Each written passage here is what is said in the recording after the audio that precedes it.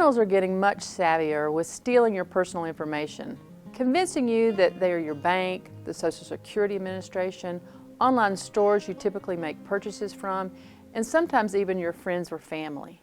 Who do they target the most? Our beautiful, wonderful, actively aging populations. Did you know that 37% of people aged 65 and older report being victims of financial fraud? In fact, identity and credit card theft are listed as the top crimes reported by citizens 60 and older. However, only 5% of fraud victims make a report to law enforcement. In fact, the vast majority of elder abuse cases go unreported. In Buncombe County alone, there were 301 cases of exploitation, 89 cases of abuse, and 294 cases of caretaker neglect last year alone. Who is at risk? Everyone. Victims of financial fraud and abuse are not bound by economic, social, or educational status. So what can we do to help our fellow community members? Our Elder Justice Coalition, made up of local community partners, are organizations that are prioritizing their time and resources to prevent these high numbers through education and outreach. This coalition is now offering an educational presentation called Friends Against Fraud. This program will focus on empowering older adults by equipping them with the information on how to reduce frauds and scams. The program will be committed to enhancing the entire community's knowledge, resources, and response to elder abuse, neglect, and exploitation. In this video, we're going to talk about an overview of common fraud types, understanding who is at risk, and the types of people that commit these crimes, signs someone you know is being scammed or abused, strategies for helping others. We'll give you our top 10 protection tips, and we'll give you links to local resources. You may be wondering why people 60 and older are being targeted. It's because of their fiscal resources. By belonging to a generation built on manners and trust, those individuals 60 plus are less likely to report a fraud or scam or even their own dependencies. Elder abuse is an act or a lack of actions which causes harm, risk, or distress to an individual 60 years or older. This can include physical abuse, emotional abuse, sexual abuse, or financial abuse. Fraud is using deception to cheat a person out of their money or property. Exploitation is the illegal or improper use of a disabled adult or his resources for another's profit or advantage. Neglect refers to a disabled adult who is either living alone or not able to provide for himself or herself the services which are necessary to maintain the person's mental or physical health, or is not receiving services from the person's caretaker. Scams sometimes are the product of organized, predatory criminals who gain trust to exploit and steal.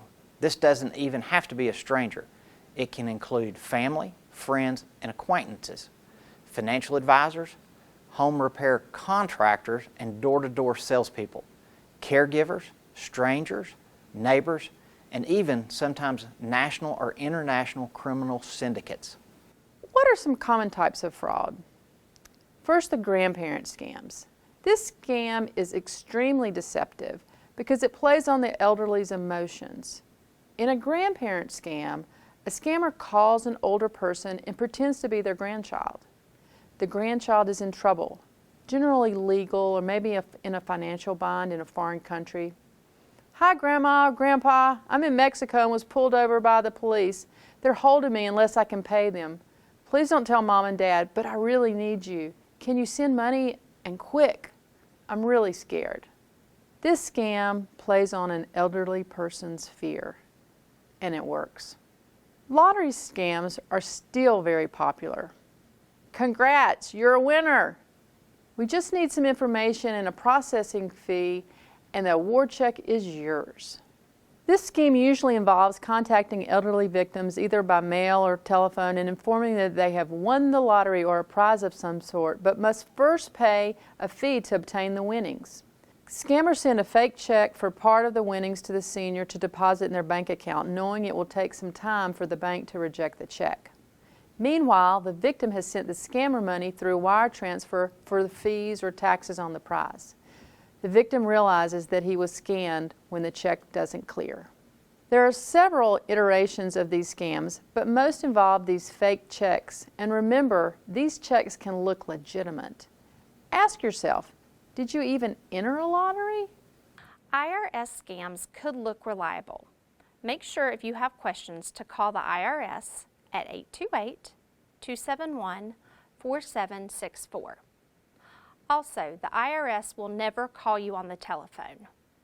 You can also report phishing scams to phishing@irs.gov, and if you are already scammed by someone pretending to be the IRS, you can report this to the United States Treasury at treasury.gov or irs.gov.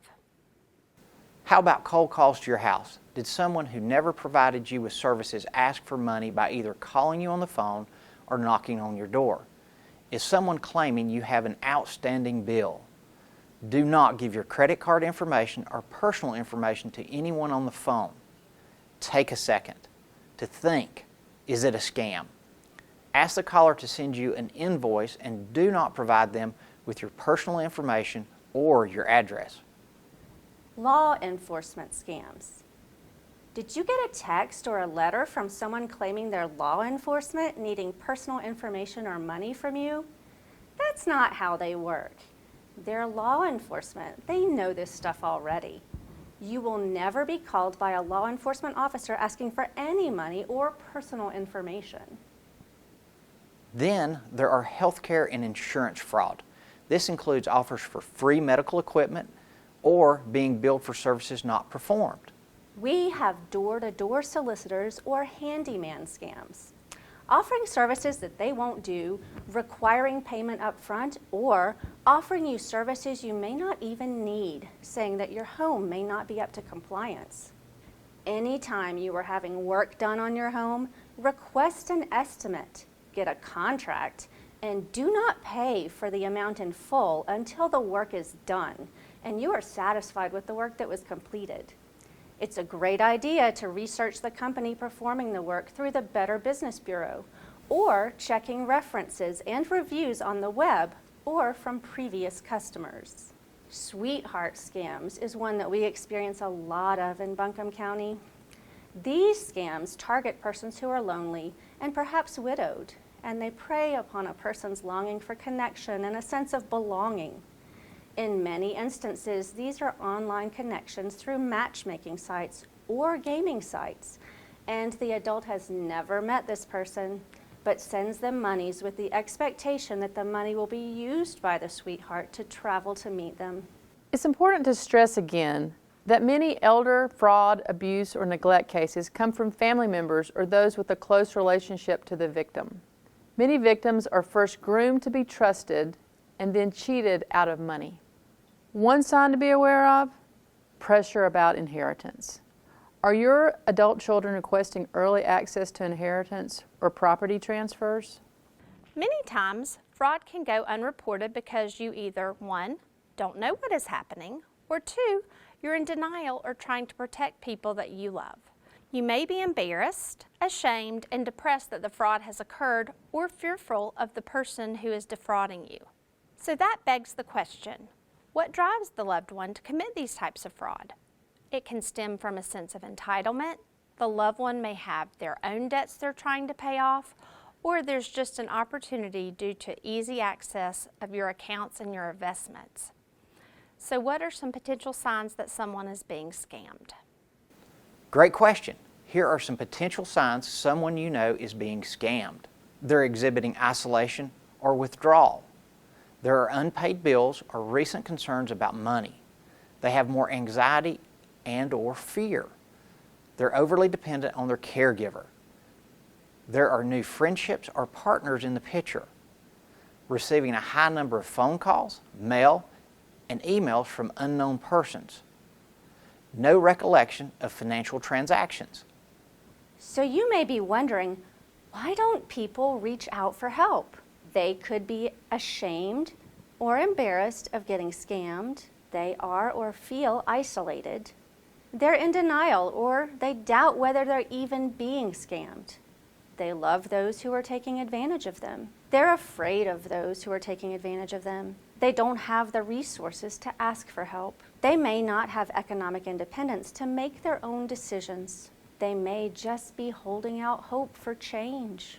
But there are always ways you can be a friend and support those in those situations. Listen first, make suggestions or offer advice second. Show concern and validate the person's feelings. Recognize that abusive relationships are complicated. Know the resources available to help, like Friends Against Fraud, and community partners like Buncombe County Health and Human Services, Adult and Aging Services, Buncombe County Sheriff's Office, Asheville Police Department, Legal Aid of North Carolina, District Attorney's Office, the North Carolina Department of Justice, Council on Aging, Land of Sky Regional Council, and the Family Justice Center. Here are some good examples of things you can literally say to convey support. I care about you. I've noticed you've been late, absent, tired, or different lately, and I'm concerned. It's okay to care for him or her and still not like what's happening. There are people and resources that can help. Here are the top 10 protection tips we should all hear to help prevent abuse, neglect, or fraud. 1. Choose a caregiver with caution. Don't assume that by hiring a caregiver through a bonded agency, you're guaranteed to get someone whose background has been checked. 2. Keep an inventory of valuables. Jewelry is the #1 item that is stolen from homes occupied by seniors. 3. Every home needs a shredder. Every piece of mail containing your name, address, or any other identifying information should be shredded. Often banks or other providers offer free shredding events you can take advantage of. 4. Protect your mail. Check your mailbox daily, as you do not want your mail to sit in your box for long periods of time. If mobility is a concern, talk to your local post office about other delivery options. 5. Obtain a credit report 3 times a year, one every 4 months from each credit bureau, and consider a credit freeze. To do that, contact each of the 3 credit reporting companies and request a freeze. You will be given a 6-digit personal ID or password. Visit annualcreditreport.com for more information, or scan the QR code for the NCDOJ website. 6. Telephone and computer protection is a must. Be on guard of incoming calls from unknown numbers. If you don't know the number, or if you don't know the email address, don't answer or respond. And in emails, definitely don't open any attachments. 7. Regarding lotteries, you will never win the Canadian or any other lottery. In fact, international lotteries are legal. Remember, if it's too good to be true, it definitely is. 8. Review your monthly financial statements. Consider allowing your bank to send a duplicate copy of your monthly statement to a trusted family member or professional advisor. 9. Be alert to door-to-door solicitors. Don't assume the friendly handyman is licensed. When possible, obtain at least 3 estimates in writing and never pay more than 10% of the contract price up front. Finally, 10. Know the resources available and how to intervene. As a friend against fraud, let's all be pals and pledge to turn the knowledge you've gained about fraud to help others. P. Protect yourself and inform 5 other people about Friends Against Fraud. A. Assess each situation and be alert to potential threats. L. Listen and look out for others. And S. Support your friends by knowing the resources in your community.